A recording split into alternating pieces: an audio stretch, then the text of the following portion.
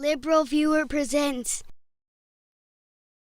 So, welcome to the October 16th edition of Liberal Viewer Monday Media Mixup. Thanks for joining me.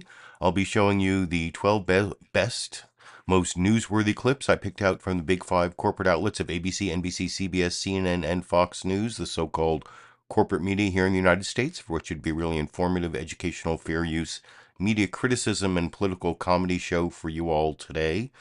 As you can see from the video title, my main topic is Republicans demonize Palestinians to care less about civilian casualties. And I'm going to show you, when I get to the newsmaker clips, 4 different Republicans, probably from like worst to best. And Nancy Mace at the end is not that great, but it's Tom Cotton, Lindsey Graham, Ron DeSantis, and Nikki Haley as the 4 Republicans who are trying to demonize Palestinians or minimize the civilian casualties of Palestinians in the expected conflict coming up, in where Israel does more than just bombing Gaza, but actually sends in air, sea, and land troops. Is supposedly going to happen imminently. I'm showing you news clips from yesterday morning, and they'll be saying it then, and it still hasn't happened. Now we just heard breaking news that President Joe Biden is going to be in Israel on Wednesday. I don't know if that means they're holding off the ground invasion till after he leaves, or I heard maybe it was because of weather, or anyway, I'll get you all the news summaries from yesterday morning, which not that much has changed except for what I just told you before the newsmaker clips. But I do want to show you some political comedy. There, the situation in Israel and Gaza doesn't provide much in the way of political comedy. I tried to find some last week, and I don't think I was that successful. So instead, I'm going to come back to domestic politics for my political comedy clip. It's on the comedy of errors, or maybe it's more like the emperor has no clothes. I don't know, for the Speaker of the House race, where Republicans can't seem, for the first time in U.S. history, there's no Speaker of the House for almost 2 weeks. Apparently, tomorrow they're going to have their first vote, and maybe it'll be Jim Jordan, or Jim Jordan is the nominee who is still standing at this point, but also really doesn't have enough votes to become Speaker of the House. And so last Wednesday, Representative Nancy Mace was on, got some follow-up from Jake Tapper on how the clip I showed last Sunday, where she didn't even know about Jim Jordan and the allegations of looking the other way for sexual abuse of wrestlers at Ohio State University when he was a coach there. And I'm not going to show that clip because this clip is, I would call it like maybe peak Jake Tapper snark when asking Representative Nancy Mace about the speaker race. And it's definitely comical, but maybe not journalistic, as I'll talk about with you a little more after we watch that clip from last Wednesday together over here. Who are some of the consensus candidates if it goes to a 3rd round, 4th round, 5th round? I've heard Congressman Patrick McHenry's name out there. I've heard Tom Cole or Tom Emmer. Who are some of the other possible individuals who you think maybe could get to 217? Well, I think Jim Jordan is not out of the mix. I've talked to a lot of people who still support him. I've actually talked to Democrats who trust him at his word. I don't think that's out of the realm of possibility. Jim Jordan? Yes, I've talked to Democrats over the last week on who do they trust, even though they wouldn't agree with him on many issues. He is someone. The Jim Jordan from Ohio? Oh, yes, the Jim Jordan from Ohio. Democrats in Congress? Yes, they can work with him, and those that Name I have one talked to. Democrat from Congress that trusts Jim Jordan. I'm not going to name people off the record. They trust him more than they trust the former speaker. In my private conversations with Democrats, I will say that. I will also say that other names that I've heard are Patrick McHenry, like you said, and also Tom Cole. Really, what people want is someone that they can trust and who will be true to their word at the end of the day. Okay. I'm not sure I'm buying the thing about Democrats trusting Jim Jordan. I talk to people on both sides of the aisle all the time. Oh, I believe that. I believe that. I just don't know how much I believe the thing about Democrats trusting Jim Jordan. I'm not saying they're going to vote for him. I'm saying they trust him more than they trust the former speaker. Well, that's not really a high bar now, is it? Not at all. Congresswoman Nancy Mace of South Carolina, always good to have you on. So, yeah, that was some real snarkiness, really, from Jake Tapper. Like, his first couple questions there weren't even real questions. They were more like comedy than journalism. That's what I was saying. We're like, Jim Jordan of Ohio, and these are congressional Democrats. Jim Jordan of Ohio, congressional Democrat. Then finally, he asks a journalistic question at the end: "Can you name one of these Democrats?" Which she wasn't willing to do there. But it seemed, having watched that clip multiple times, what really happened there was some Democrats told Representative Nancy Mace that they might trust Jim Jordan a little bit more than they trusted Kevin McCarthy. And in some ways that even kind of makes sense, because Jim Jordan at least is like an ideologue, so you can kind of trust him to be an ideologue on his, ideology. Kevin McCarthy, he was like a total, he would like do anything for power with no real ideology. So anyway, that was the political comedy clip for, what I could find for a week that didn't have a lot of comedy in it, and certainly not the main topic. And so I'm going to show you all of the news summaries. Actually, there are 6 of them, because there are 2 from CNN's State of the Union. And I have them in order from longest to shortest. And most of them, I'm just going to show like the anchor and then one reporter. Most of them, that's all they had. Over on ABC's This Week with George Stephanopoulos, the second one I'm going to show you, I actually did cut out a second report, because it's all from Israel. Like, all of the reporters were from Israel except the second reporter on the CBS News Face the Nation news summary. The first one I'm going to show you, that I'm going to go almost all the way up to the 7-minute mark to show you, they had Charlie D'Agata reporting in Israel, but then Imtiaz Tyab was actually in Gaza. Some of the other reports show video from Gaza, but I don't know if this is the most balanced report, the one that gives the most empathy to Palestinians, or that's kind of how I was rating the news summaries last week, was which were most accurate, which created the most pathos for innocent human beings being killed, both on the Israeli and Palestinian side. But we can use those measures to judge the news summaries, starting with maybe the best one, because it's the one that has a reporter in Gaza from CBS News Face the Nation yesterday. I'll talk about a little more after we watch it together over here. Good morning and welcome to Face the Nation. As we come on the air, Israel is on the brink of an expanded war that could have enormous repercussions.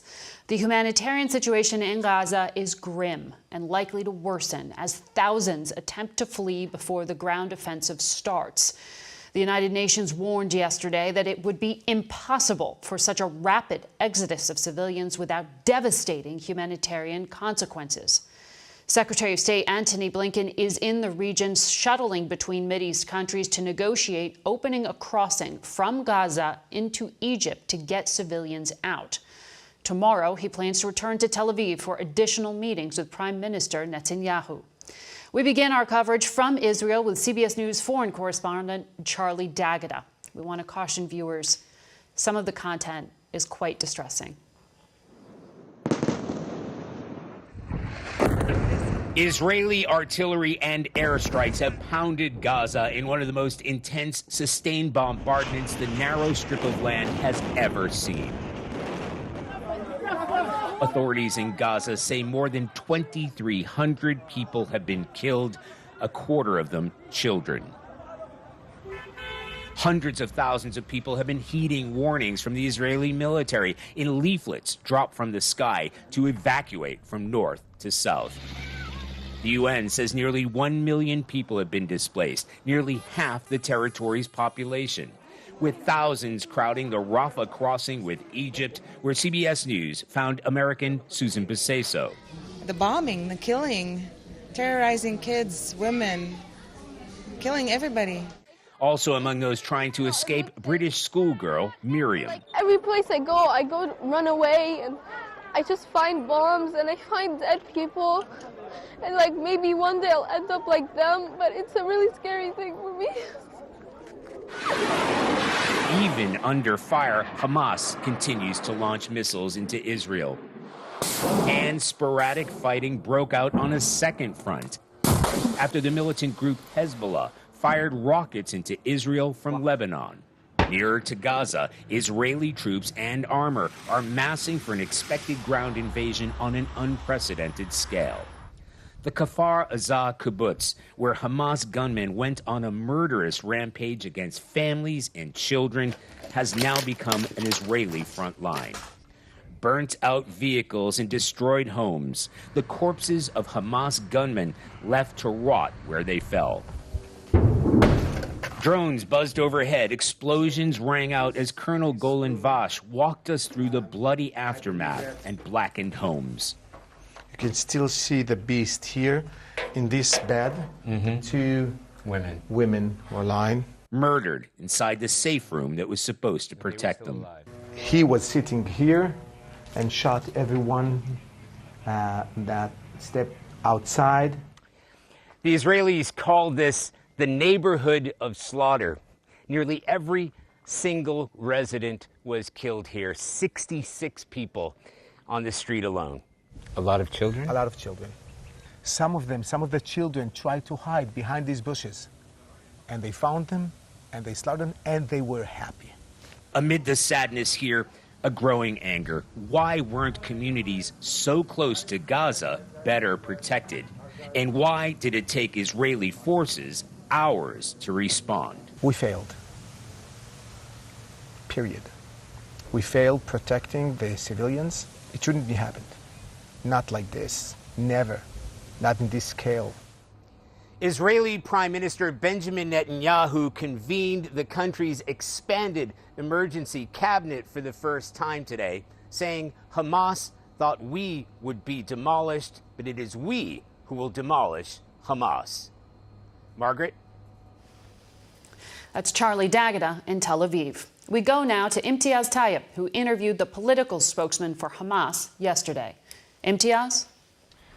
Well, Margaret, as you can imagine, this was a challenging and often combative interview with Dr. Ghazi Hamid, a spokesman for Hamas and senior member of its political bureau. Now, Dr. Hamid denied Hamas received any outside support for its attack on Israel, including from Iran, which contradicts earlier statements to the BBC that it did. Did you receive support from outside? Did you receive support from Iran? No, it is just a decision taken by Hamas only.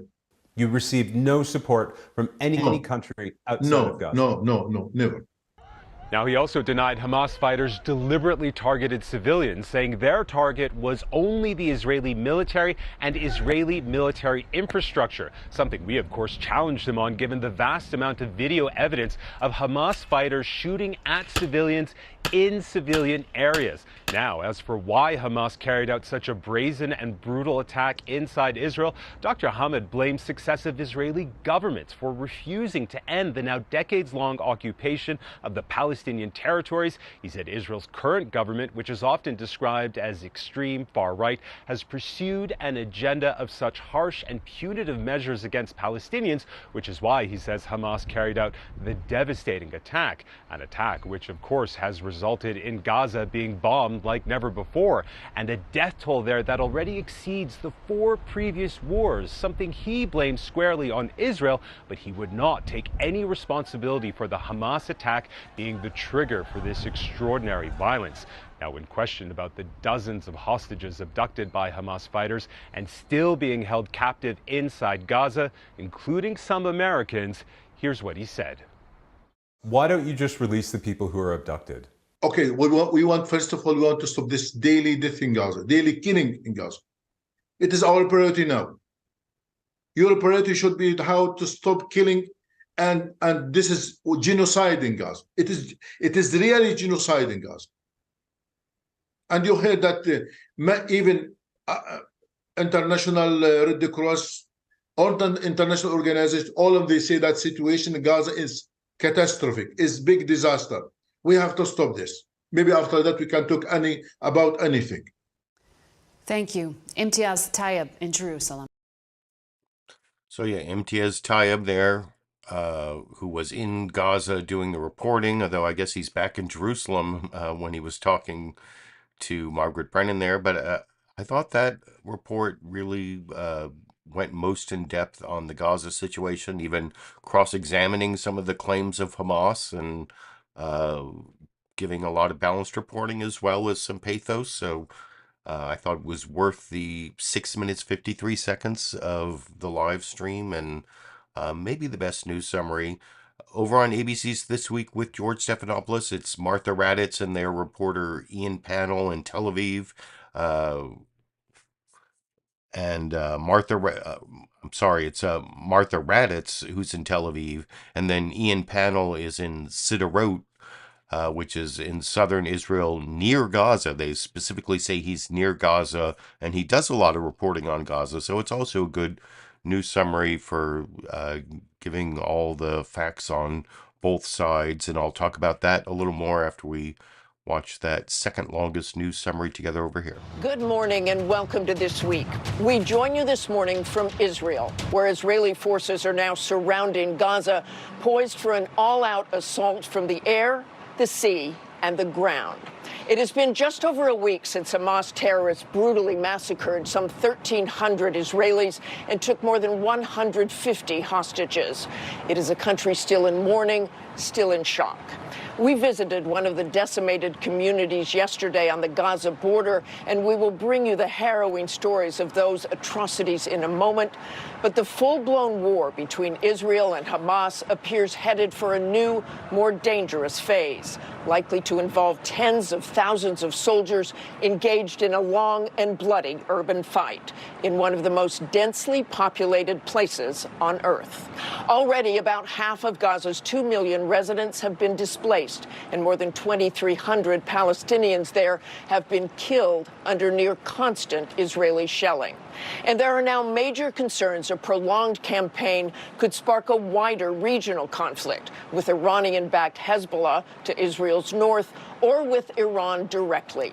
ABC's chief foreign correspondent Ian Pannell, who has reported here from the beginning, is near Gaza this morning, where Israel's military could launch a ground invasion at any moment. Good morning, Ian. Yeah, good morning, Martha. The Israeli-Palestinian conflict has been smouldering without burning for so long.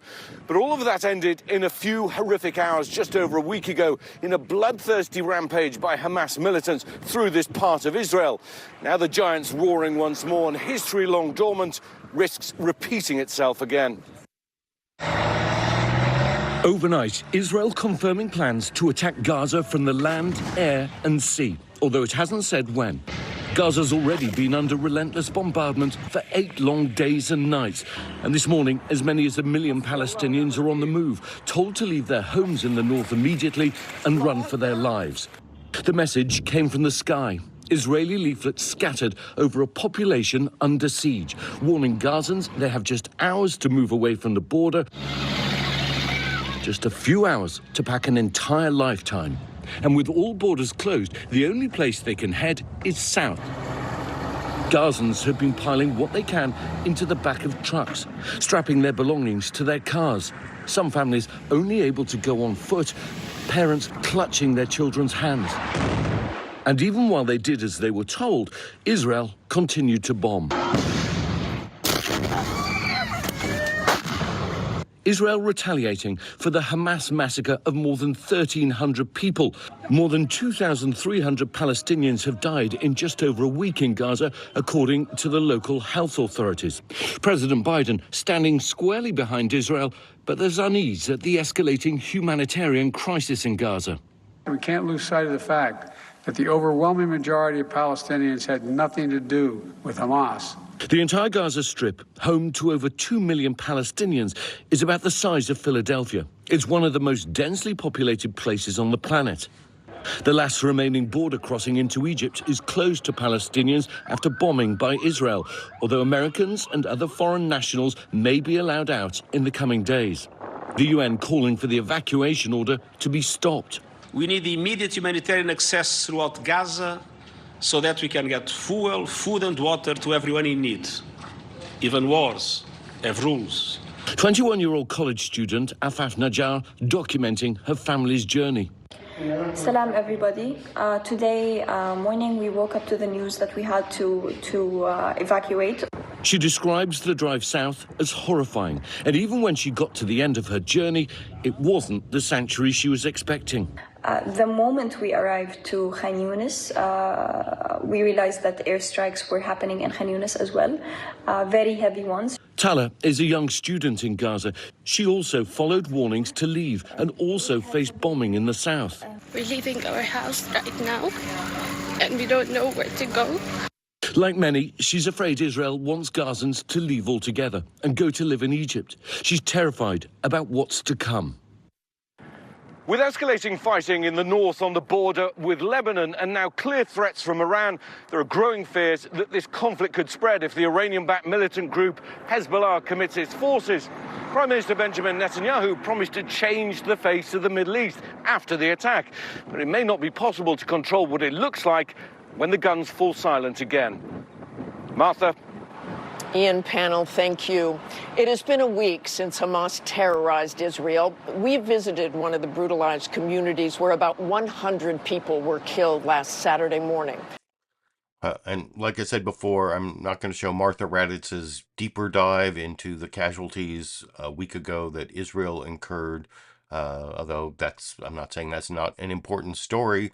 But one fact that you saw Ian Pannell slipped into his report there, that the death toll from last Saturday, the Hamas attack on Israel, is at 1,300, according to Israelis, and according to health officials in Gaza, the number of Palestinians dead from this conflict is now 2,300.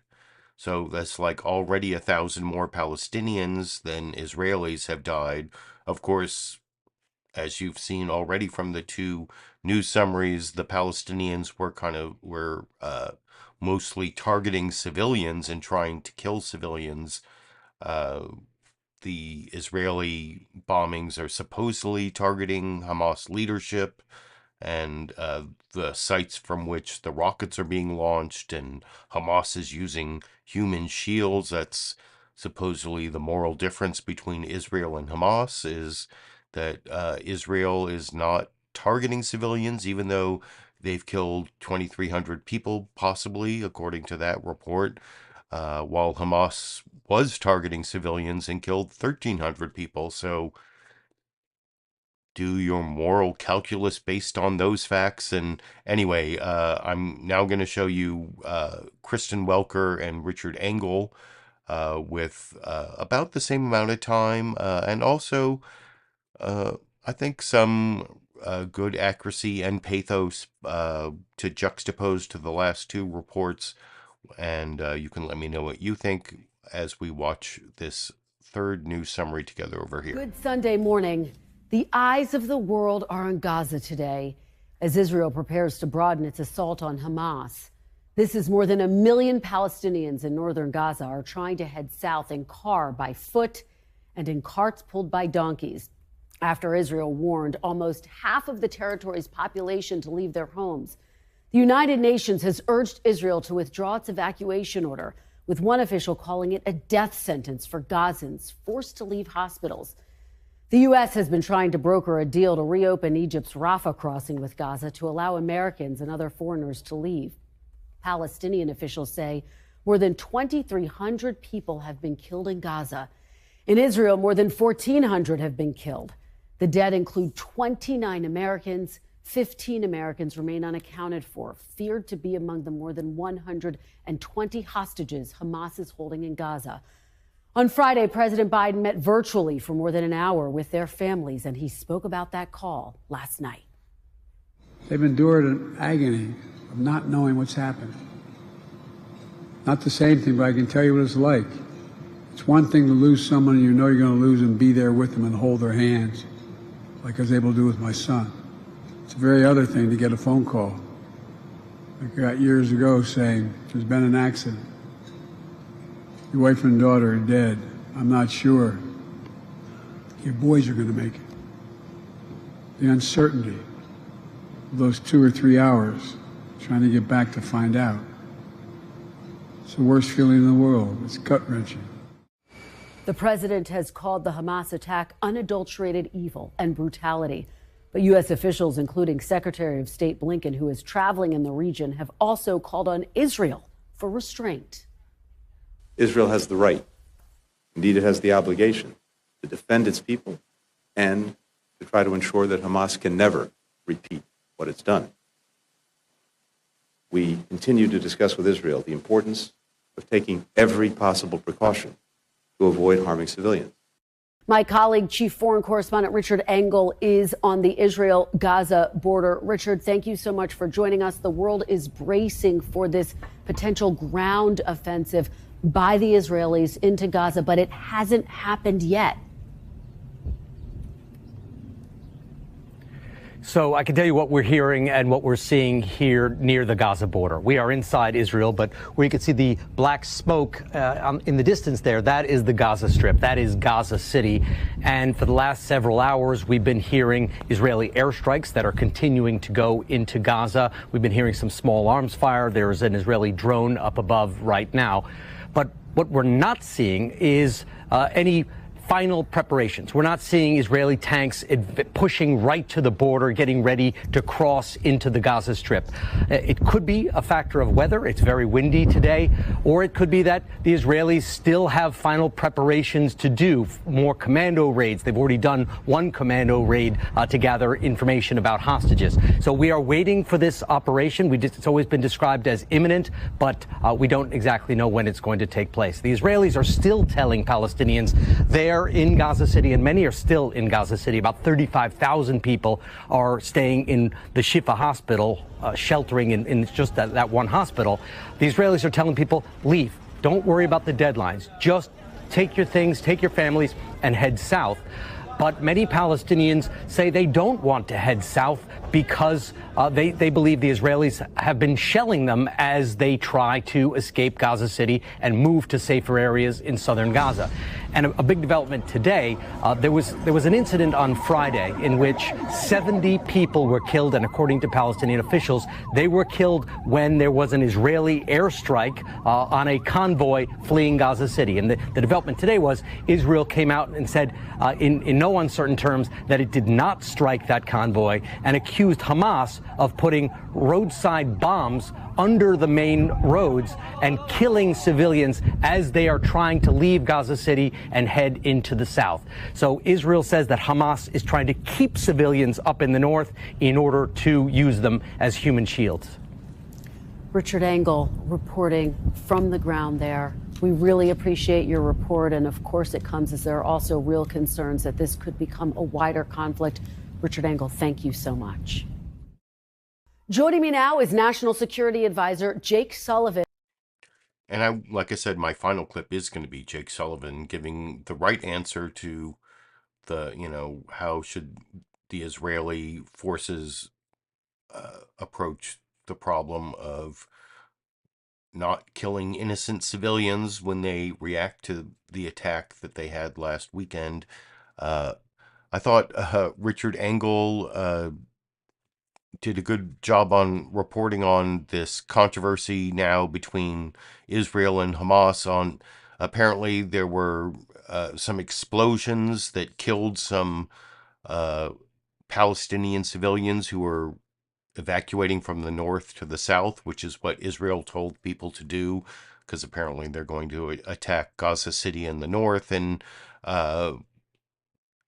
Hamas is saying that Israel bombed this convoy of people evacuating, and Israel is saying no, they were like IEDs on the road that Hamas planted so they could accuse Israel. And I mean, can we sitting here as like TV viewers, liberal viewers or whatever, watching the coverage, can we tell who it was who killed those people trying to evacuate from northern Gaza to southern Gaza?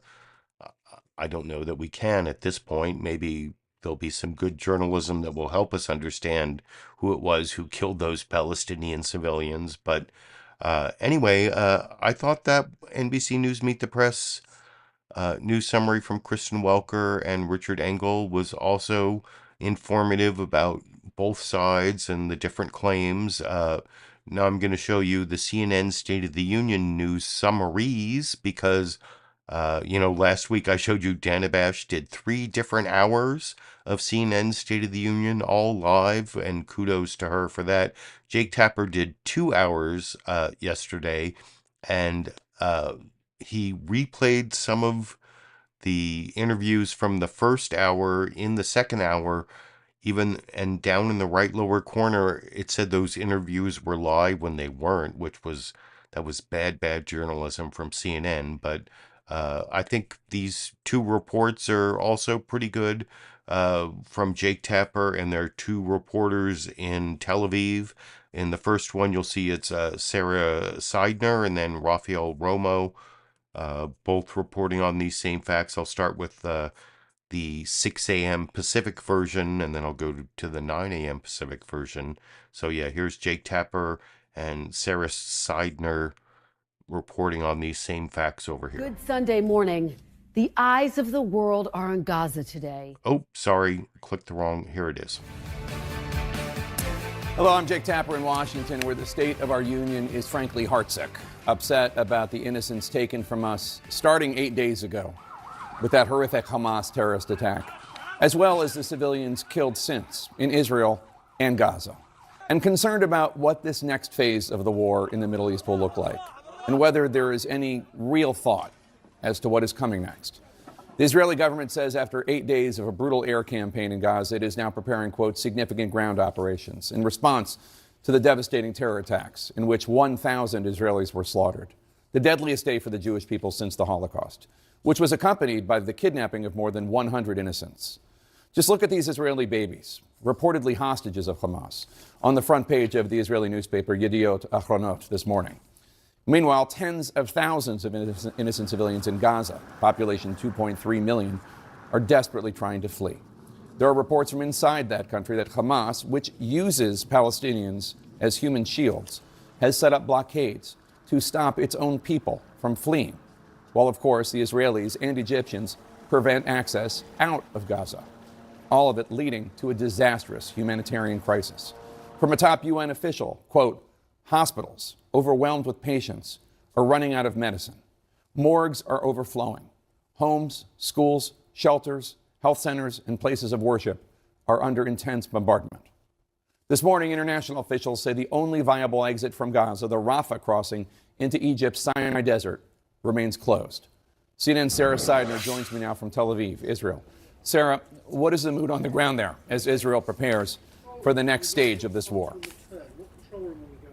It's tense. It's anxiety filling for the residents here. And as they prepare with more than 300,000 reservists who have gone to the border with Gaza, it seems pretty imminent that a ground war is about to get underway. The Israeli military had said that it is preparing for what it called the next stages of the war. Well, we know that some of the early stages were a response from the sky. We have seen a lot of that overnight where airstrikes have been hitting in Gaza. But you have this humanitarian crisis that is unfolding in Gaza now, partly because of the Israeli blockade, partly because Hamas is not aiding or letting people leave, according to reports inside of Gaza.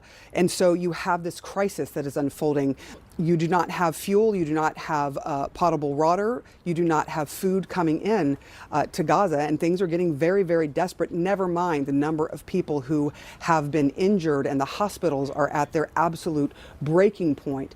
So the world will be watching this, and Israel, I just spoke to Peter Lerner, Lieutenant Colonel with the Israeli Defense Forces, and he said, look, time is of the essence. Essentially, time is of the essence. They are planning to go to their next phase very, very soon. Why is that? I asked him, and he said, because they need to rid Gaza of Hamas. And that is the ultimate plan. Now, the difficulty is how they do that, because there are aid organizations that are trying to get supplies, trying to get anything to those who are in desperate need of the basics of life. And there are civilians in one of the most densely populated places on earth trying to figure out where in God's name they can go to be safe, that just, to get out of the way of harm. This is a really, really difficult situation that Gaza finds itself in, and frankly, that Israel finds itself in as it prepares for a ground offensive. Jake. All right. Thank you so much, Sara Sidner in Tel Aviv. Joining us now, National Security Advisor Jake Sullivan. Jake, when exactly? And I will have one clip of Jake Sullivan at the end. By the way, down in the video description, you can see short summaries of all my clips, 1 through 12. And Jake Sullivan is clip 12. After the 4 Republicans all trying to demonize Palestinians and minimize the civilian casualties of Palestinians. That was a pretty good news summary also from Jake Tapper on CNN State of the Union, along with Sara Sidner. This next one is very similar. It's just 3 hours later with Jake Tapper and Rafael Romo. The State of the Union has changed in 3 hours from heartsick to well, I don't want to spoil it for you, but it's not heartsick, is it? I think it might be terrified. Maybe I did spoil it, but here's the second CNN State of the Union news summary from 3 hours later. Over here. Hello, I'm Jake Tapper in Washington, where the State of our Union is rather terrified that this brutal war between Israel and Hamas is about to get much bigger and much worse. More desperation in the Middle East this morning. This was the scene after an Israeli strike in Gaza just hours ago as people rushed to save survivors stuck under the rubble. Now the Israeli government says after 8 days of a brutal air campaign, it is now preparing, quote, significant ground operations, a reminder that Hamas embeds itself within the Palestinian population. In response to the devastating terrorist attacks in which 1,000 Israelis were slaughtered, the deadliest day for the Jewish people since the Holocaust, and that was, of course, accompanied by the kidnapping of more than 100 innocent people from Israel. In this hour, Israel is warning the Lebanese group Hezbollah, which the U.S. considers to be a terrorist group, about any further escalations from the north after the two sides exchanged fire earlier today. Meanwhile, tens of thousands of innocent civilians in Gaza, population 2.3 million, are trying to flee. There are reports from inside the country that Hamas, which uses human shields, has set up blockades to stop its own people from escaping. Earlier today, U.S. National Security Advisor Jake Sullivan told me that Hamas is blocking civilians, including Americans, from using the only viable exit from Gaza, the Rafah crossing into Egypt's Sinai Desert. Sullivan also told me that water service has been restored by Israel to southern Gaza. Earlier this week, Israel cut off supplies of electricity, food, water, and medicine to Gaza until Hamas frees its hostages, including some Americans. Joining me now in Tel Aviv is CNN's Rafael Romo. Rafael, what is the mood on the ground there as Israel prepares for this next stage of the war? Well, Jake, let me tell you, in the last few minutes, we saw 4 flashes right above us, followed by very loud booms. It was rockets launched by Hamas in our direction that were thankfully intercepted by Israel's Iron Dome, the air defense system that has been working so good here. And that gives you an idea about what's happening here. And as you can imagine, Jake, there's a lot of concern and also uncertainty, especially given the fact that the Israel Defense Forces may be on the verge of starting a ground incursion into Gaza on Saturday. Israeli Prime Minister Benjamin Netanyahu visited with the troops that had been deployed to the border with Gaza. He told the soldiers that the next stage is coming. Israel's military says its forces are increasing operational readiness for the next stages of the war. In a statement, it said that, quote, IDF forces are currently preparing to implement a wide range of operational offensive plans, which can include combined and coordinated strikes from the air, sea, and land. And Jake, the airstrikes on Gaza haven't stopped either. Israel claims its military killed a Hamas commander who played a key role in last Saturday's attack. There are new signs that this conflict is being followed very closely beyond Israel's borders. On social media, the Iranian mission to the United Nations warned of far-reaching consequences if Israel does not stop its attacks on Gaza. Add to the mix the fact that the Pentagon has ordered a second carrier strike group to the eastern Mediterranean Sea. Those 2 U.S. warships are not intended to join the fighting in Gaza or take part in Israel's operations. But the message, Jake, for Iran and Iranian proxies in the region, such as Hezbollah in Lebanon, is very clear. Do not get involved. Jake, back to you. All right, Rafael Romo in Tel Aviv, thank you so much. Joining me now in studio is the Israeli ambassador to the United States, Michael. So, yeah, there are 5 news summaries from 4 corporate outlets, because I showed CNN twice, and those are the 4 journalistic organizations. I think they had a little bit of bias towards Israel still, because all of the corporate news media, or the big 5 corporate news medias that I cover, all have a pro-Israel bias, I would have to say.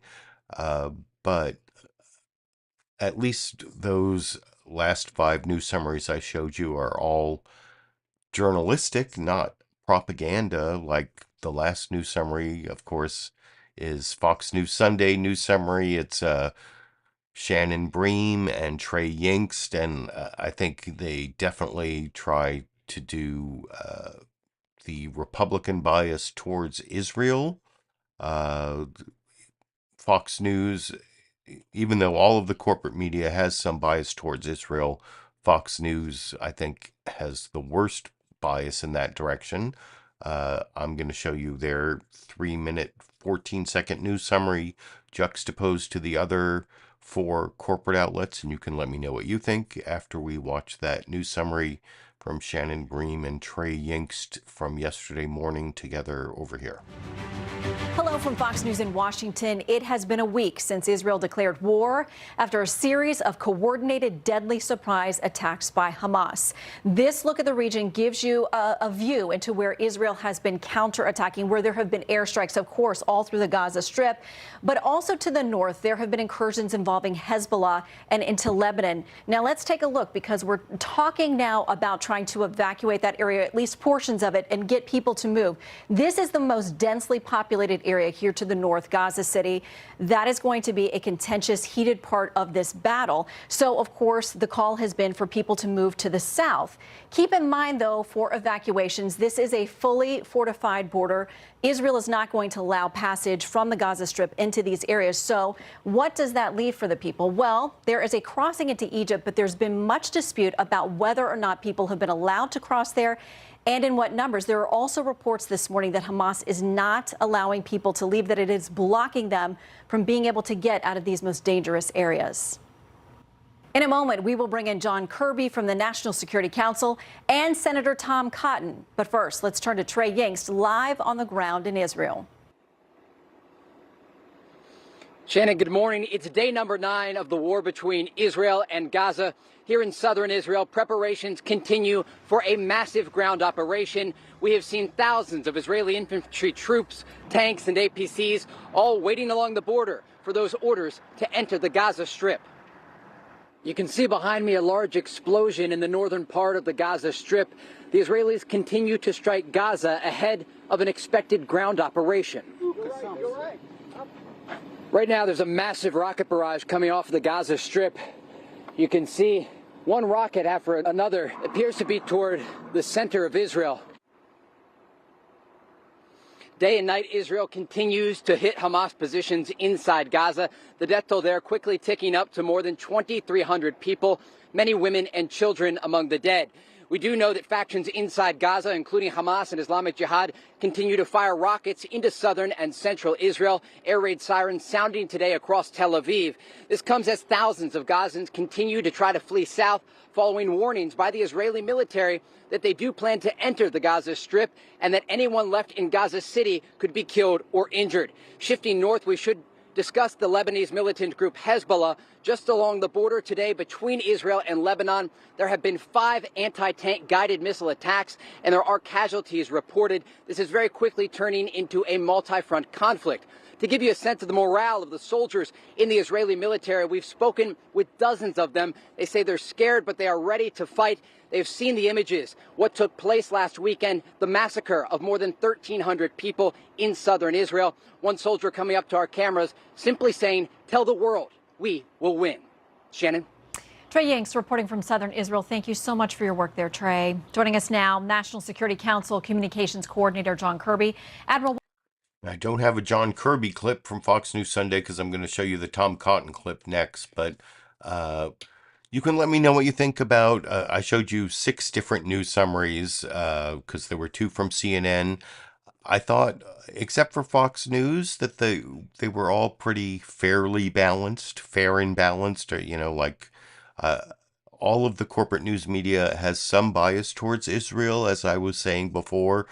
But it wasn't as bad as it was last Sunday, like the day after the Hamas attack, where like all of the news media was trying to like stand with the victims in Israel, and like the pathos really took a backseat to, or I'm sorry, accuracy really took a backseat to pathos last week And I mean, you can understand that's kind of a bias of all the media, that they want to show you the suffering and if it bleeds, it leads. And the Israelis were the ones bleeding a week ago. Now, as you saw from the one report I think it was on ABC there, that there are actually 1,000 more Palestinian deaths already, 2,300 compared to the 1,300. I mean, whether you believe the sources, that's a whole other thing. But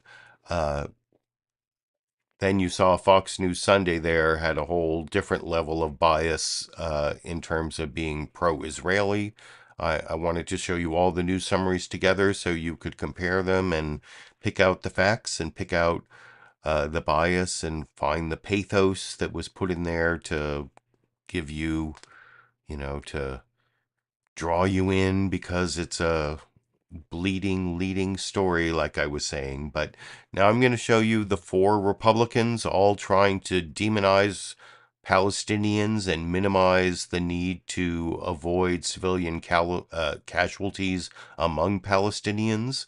I have 4 Republicans, and then at the end I'm going to show you Jake Sullivan, the National Security Advisor in the Biden administration, kind of giving the right answer to cleanse your palate from all the bias from the Republicans you're about to see.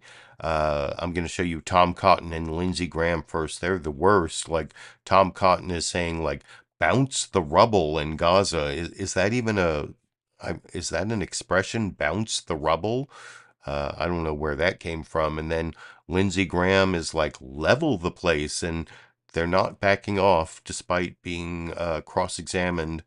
Well, Shannon Bream on Fox News Sunday never really cross-examines him on the bounce the rubble comment. I wish someone would have asked him, like, what does that mean, bounce the rubble? But you can hear him make the claim talking to Shannon Bream on the non-journalistic program called Fox News Sunday over here. We're all now still trying to make sense of this. I don't think we can. Hamas operates in a way that, well, I don't know if this is just about sheer terror, if it was just trying to take Jewish lives or what it was. But there's one opinion piece over the New York Times has this theory, perhaps because Hamas knew that Israel would then respond by inflicting even more suffering on Gazans in ways that would make Hamas more popular. Do you worry that what's happening now will lend credence to the argument that Hamas makes to disaffected young people, that Israel is the oppressor, that it needs to be wiped out? No, Shannon. Hamas has dedicated the destruction of Israel as a nation and the death of the Jewish people. That's in their charter. Israel has inflicted no suffering on Gaza. Hamas is responsible for the suffering in Gaza. They've been in charge there for 16 years. They didn't have to spend the billions of dollars they get from countries like Iran on things like tunnels and missiles. They could have spent it on water and power plants. Hamas is their sole responsibility for any suffering the people of Gaza have already had, or for any civilian casualties in Gaza, because Hamas intentionally uses women and children and the elderly for human shields. And if you don't want your hospitals or your schools or your mosque bombed, you shouldn't use them for military purposes. But you know the images that we're going to get. They're going to say this is Israel. They are carpet bombing and blanketing the Gaza Strip in a way that leaves, first of all, food and water cut off, a humanitarian crisis and destruction there. Shannon, as far as I'm concerned, Israel can bounce the rubble in Gaza. Anything that happens in Gaza is the responsibility of Hamas. Hamas killed women and children in Israel last weekend. If women and children die in Gaza, it will be because Hamas is using them as human shields, because they're not currently allowing them to evacuate, as Israel has asked them to do so. Gaza is the responsibility of Hamas. And if Hamas uses schools and kindergartens and mosques for military purposes, Israel has every right under the laws of war to strike back.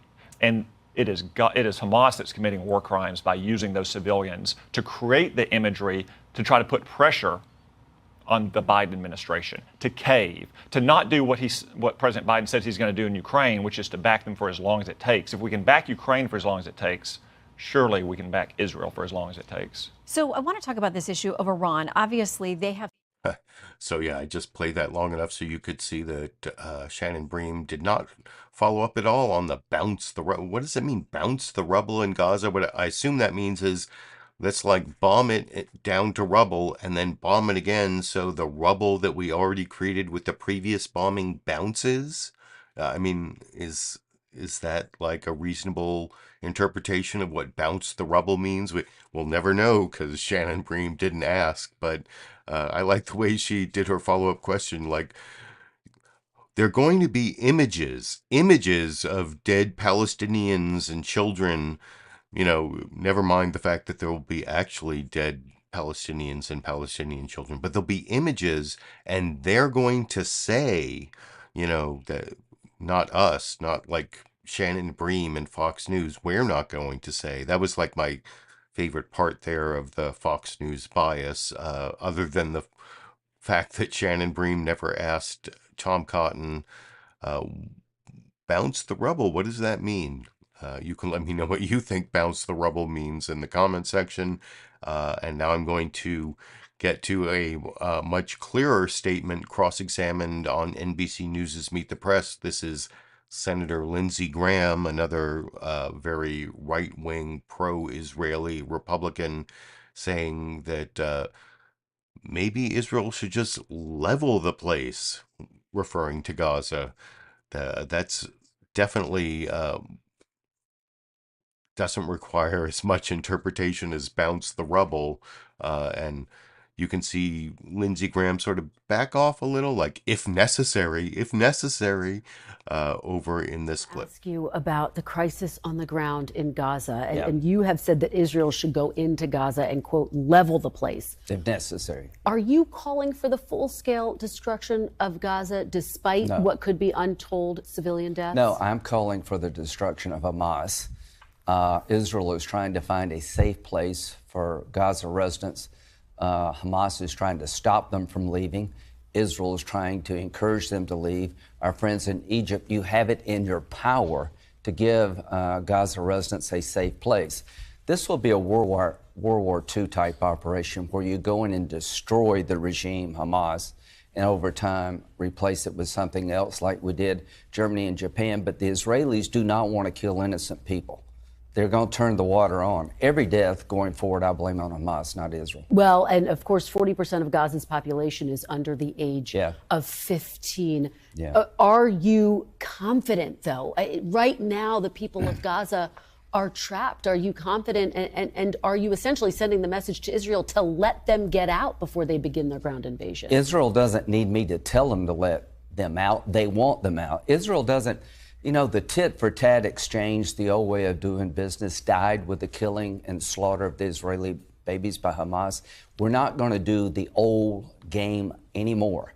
The goal is to destroy Hamas as a terrorist organization that would liberate the Palestinian people who live in Gaza and to make it safer for Israel. We're going to give Israel the time and the space. Egypt, if you're listening to this program, open up your borders. The world will help you deal with these people in the Sinai, and they will go back home. But when they go back home, Hamas will be destroyed.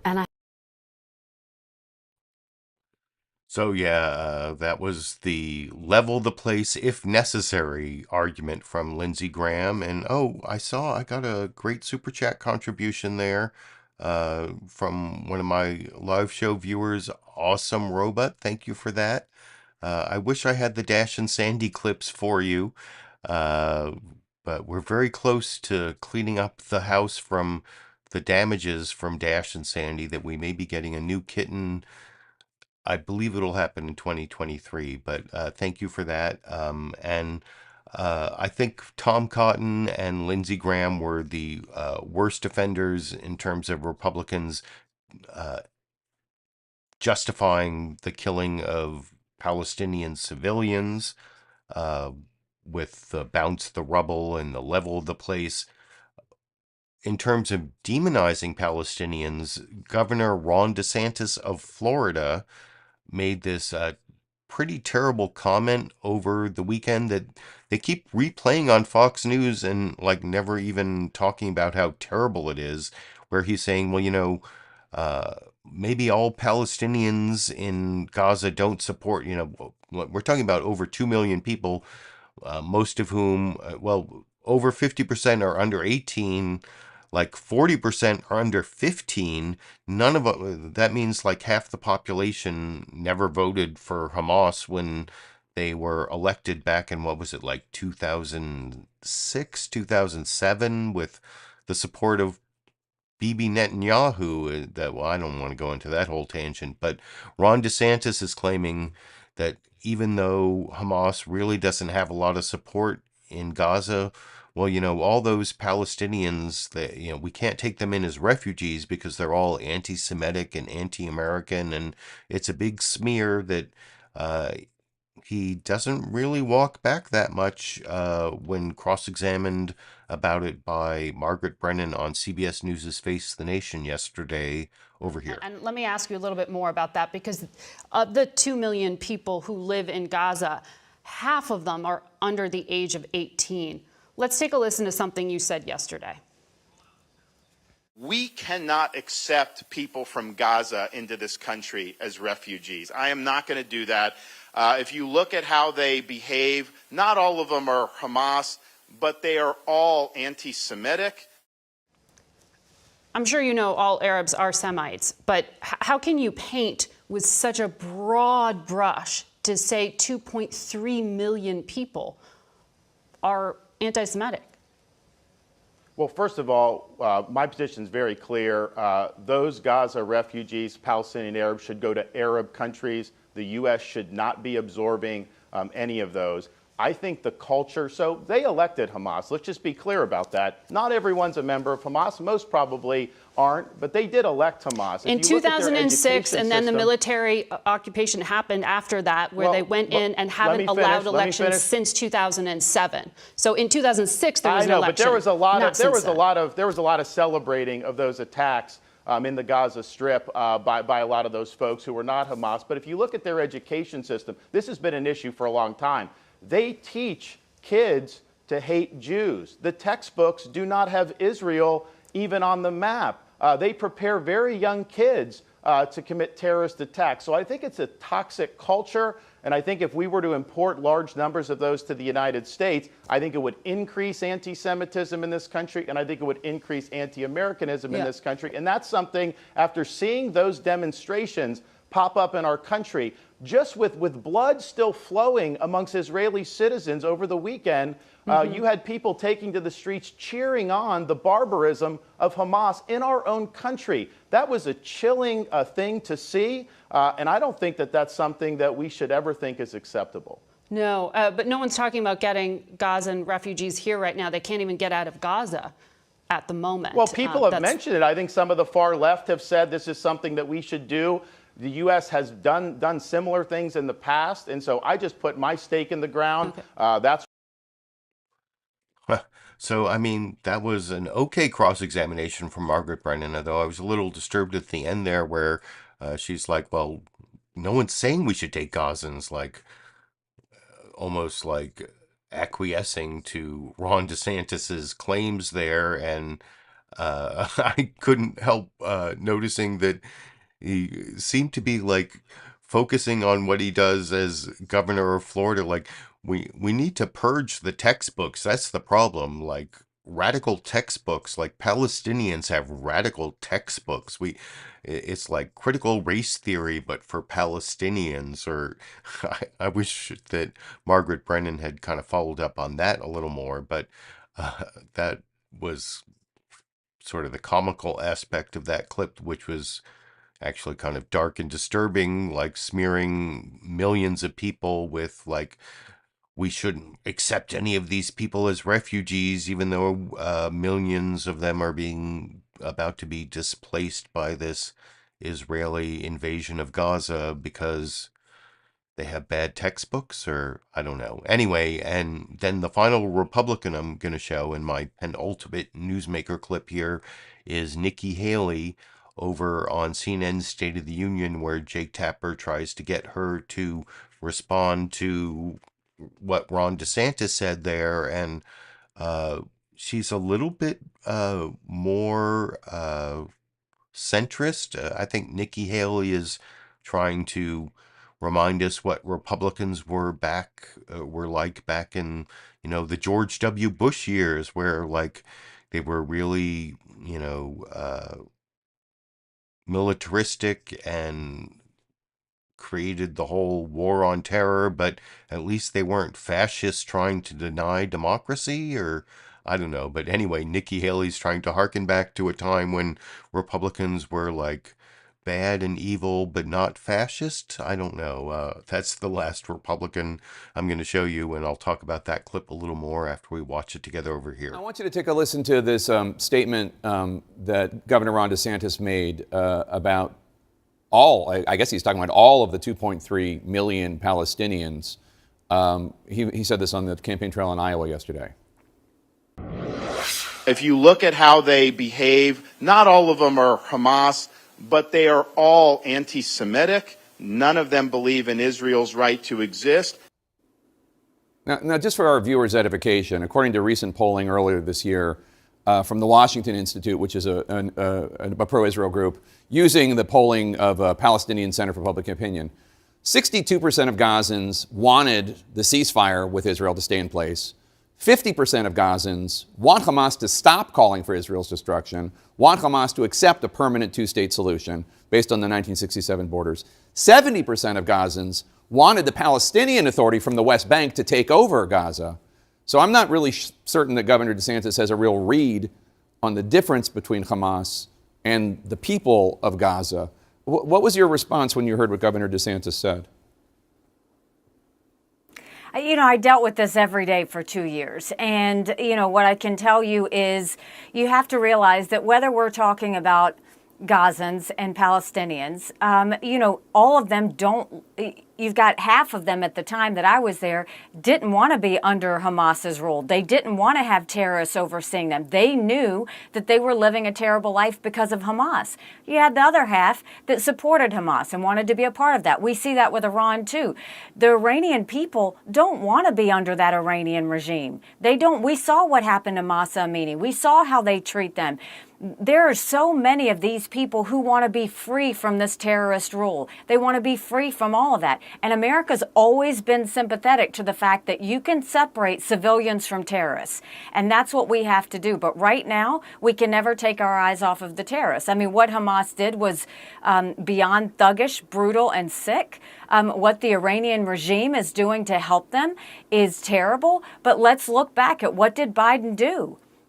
Biden turned around and fell all over himself to get into the Iran deal. Obama did it before that. You gave all of this money, and what did you do? You empowered Iran to go and strengthen Hamas, strengthen Hezbollah, strengthen the Houthis to spread their terrorist activity. We went and strengthened those sanctions and decimated Iran's economy. And what happened? Biden has loosened the sanctions.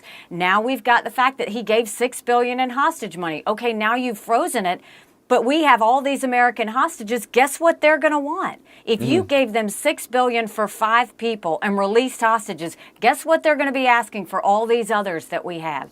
So we've created this scenario where you've given Iran, the Iranian regime, too much power and too much pull in to be able to do this. We've got to be strong. We've got to have Israel's back. And remember, as awful as these images are, and we have the back of Israel because they've been hit terribly, we have to have the back of them when they hit back as well. So speaking of having Israel's back, I want you to take a listen to what Donald Trump had to say about Israeli Prime Minister Benjamin Netanyahu. So, yeah, and then Jay Tapper moves on to Donald Trump's attack on Bibi Netanyahu because Bibi Netanyahu was too early congratulated Biden for winning the presidency in 2020. And I won't go into that whole thing, but Nikki Haley, I guess, of all the Republicans I've shown, did the best job of not actually justifying the killing of civilians, but was still in the, Republican messaging in terms of attacking Biden and the, supporting Israel. We have to support Israel, whatever they do when they hit back or at the end there. It just wasn't quite as explicit as bounce the rubble or level the place or Ron DeSantis's comments were, I mean, basically racist, and Nikki Haley did not really call him out on it. But I like Jake Tapper's cross-examination there of Nikki Haley more than what Margaret Brennan did, because he pointed to all those poll numbers showing that all Palestinians don't fit the Governor Ron DeSantis description of anti-Semitic and anti-American and pro-Hamas. And anyway, that's the end of the Republicans. And then I promised this final newsmaker clip kind of as the palate cleanser. This is Jake Sullivan, the Biden administration's national security advisor, was on several of the Sunday morning news analysis shows, and he did a good job of giving the right answer you didn't see any of those Republicans give in terms of how the United States should support Israel, but and not tell Israel what to do, but also should promote the idea of the rule of law and protecting civilians and avoiding civilian casualties. And I'll talk about all of that a little more after we watch that final clip together over here. A week ago, we saw hate manifested another way in the worst massacre of Jewish people since the Holocaust. More than 1,300 innocent lives lost in Israel, including at least 27 Americans. Children and grandparents alike kidnapped, held hostage by Hamas. The humanitarian crisis in Gaza. Innocent Palestinian families, and a vast majority have nothing to do with Hamas. They're being used as human shields. That was President Biden speaking at the Human Rights Campaign dinner last night. We're joined now by his national security advisor, Jake Sullivan. Good morning to you. The U.S. is supporting Israel's military plans, but is urging Israel to avoid civilian casualties. But as we've said, more than 2,300 Palestinians have already been killed. They're running out of water. They are running out of food. Are you satisfied with the way Israel's carrying out this operation?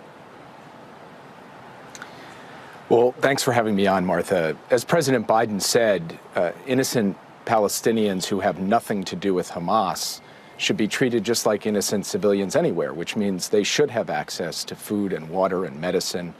And we have made that clear publicly and privately since the beginning of this operation in response to the absolutely heinous and savage terrorist attack that took place last Saturday. We are in touch with our Israeli counterparts. We're in touch with the United Nations to help secure the necessary supplies of food, water, and medicine to the citizens of Gaza, those Palestinians who have nothing to do with the barbaric terrorists who carried out this attack. Well, let me ask you again, are you satisfied with the way that Israel is carrying out this operation then? What I'm here to do, Martha, is to explain what the United States' position is. And our position, as President Biden has stated it, is straightforward. We believe in the protection of civilian life, we believe in the laws of war, and we believe in the full and necessary access to humanitarian supplies.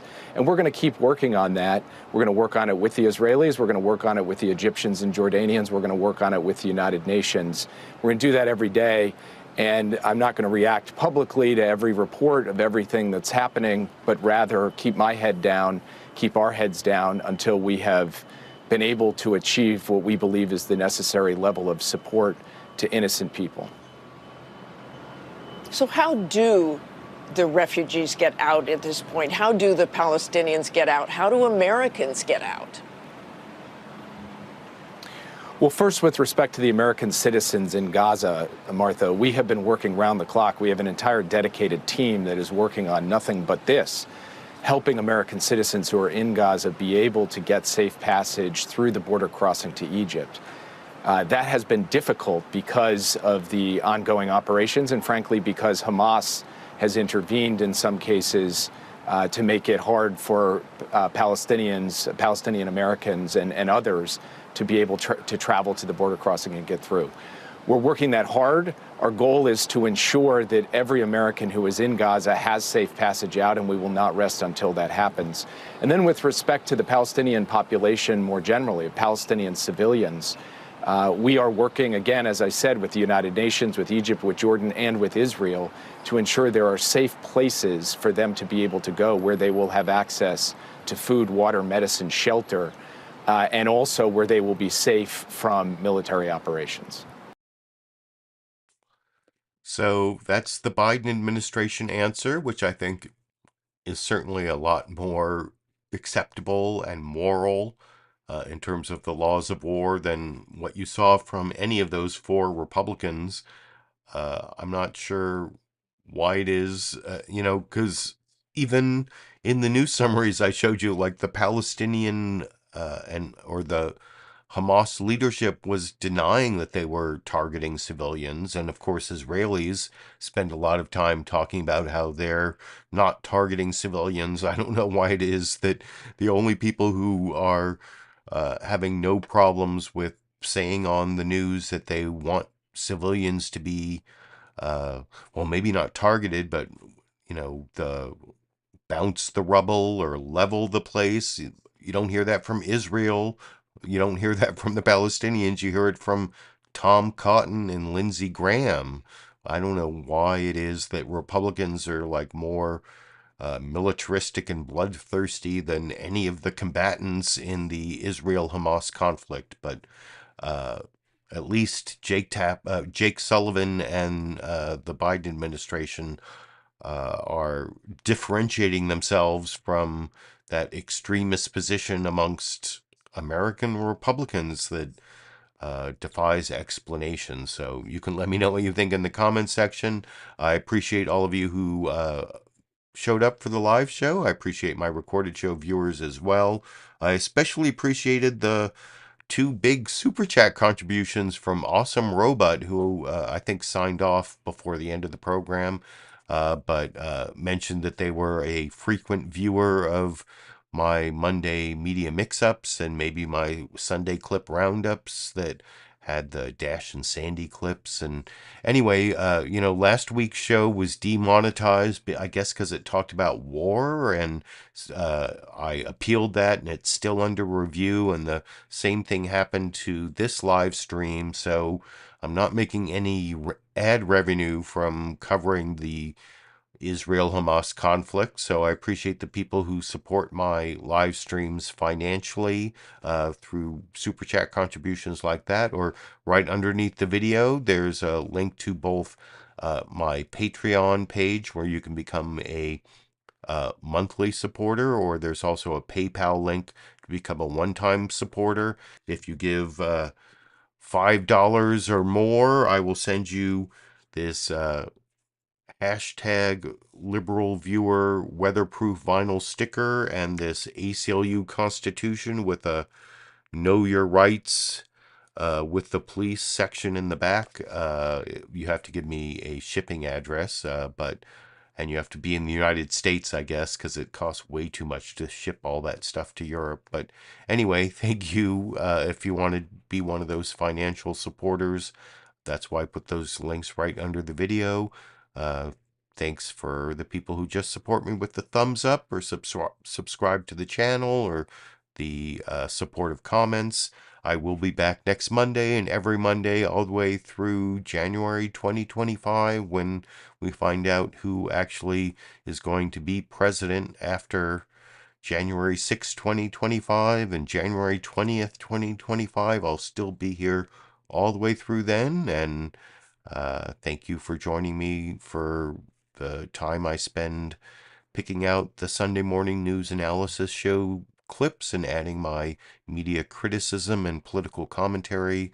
Maybe I'll have some reason to upload a video this week, and if not, I'll see you back next Monday and for many, many more Mondays. And until then, I guess I will be seeing all of you around the internet.